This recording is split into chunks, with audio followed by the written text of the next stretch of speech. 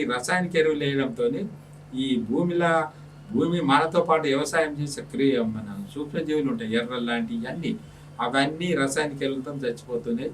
ఆవు పేడ ఉంటుంది అయితే అవి బాగా ఉత్పత్తి అవుతాయి, అవి కూడా సమానంగా మనతో పనిచేస్తాయి.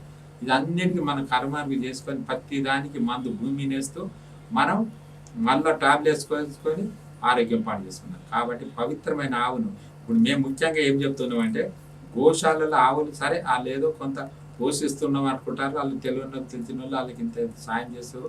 అది కూడా సాలని కడుపుతోని ఆవు బతుకుతుంది. అంటే బతుకుతుంది కానీ దానికి అంటే బలం లేకుండా బతుకుతుంది, కొంతవరకే సగం కడుపు తిని బతుకుతుంది. అయితే అలాంటి ఆవులను మేమేం చేయాలంటే రైతులకు ఇవ్వాలి. రైతుకు కండిషన్ వినిస్తాం, అట్టి ఇవ్వం. వాళ్ళతో బాండ్ పేపరు అన్ని కండిషన్ ఆవుని ఎవరైతే దాదుకుంటా అంటారో ఒక్కొక్క రైతుకు ఒక్కొక్క ఆవుని ఇవ్వాలనేది మా రైతు సంక్షేమ సేవ సంఘం ఉద్దేశం.